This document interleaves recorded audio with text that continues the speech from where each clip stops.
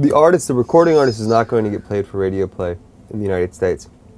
If the artist also wrote their own compositions, which appear on the record, they'll get paid for performance income through performance rights organizations such as ASCAP, BMI, or CSAC.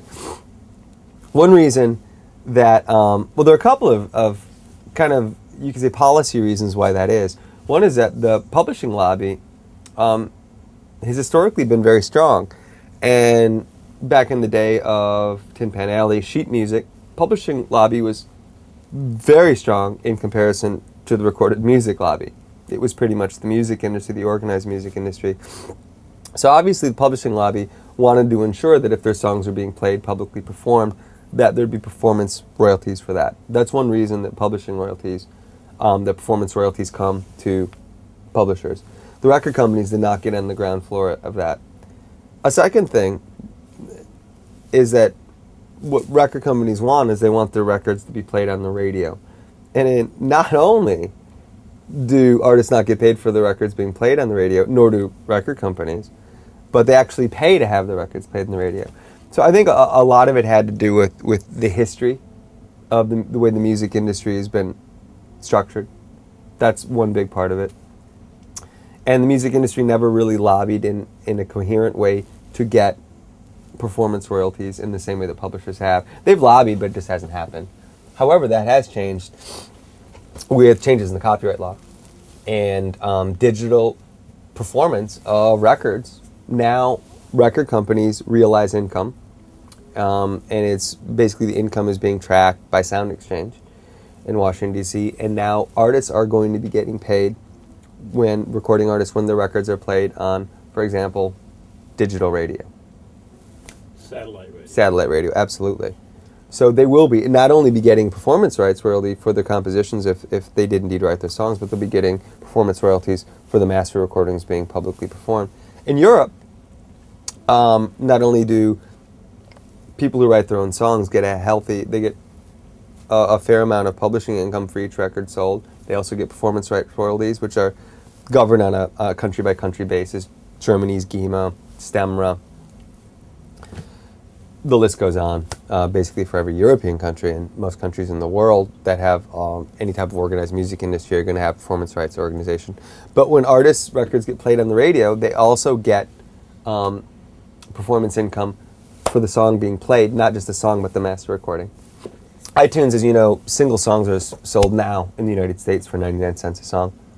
And iTunes takes a cut out of it. They take a sizable cut, probably close to about a third of that, as they're in essence the distributor. There's no longer the brick and mortar. There's not the truck.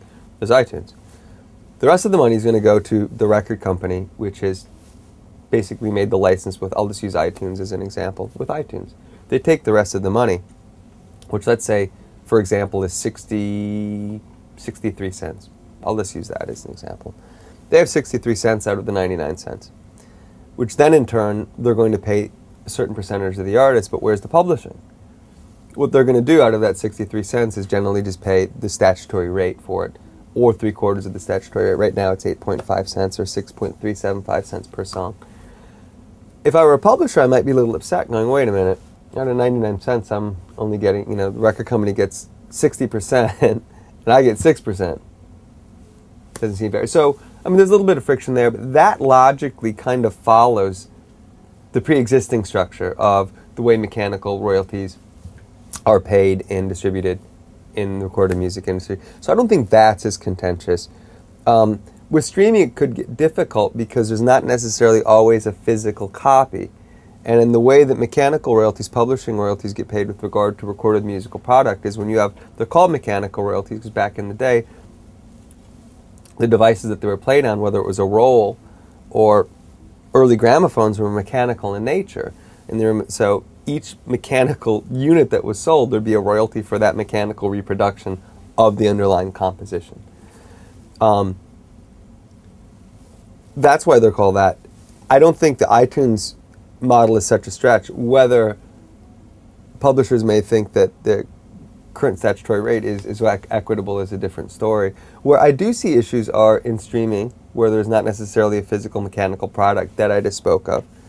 And then also with something like, let's say, for example, ringtones, which are now evolving from the MIDI-oriented sounds of before, where there'd be a pre-existing composition, which was played on a polyphonic keyboard type sound. Now master tones are being used. In other words, the actual master, excerpts of the actual master recordings are being used.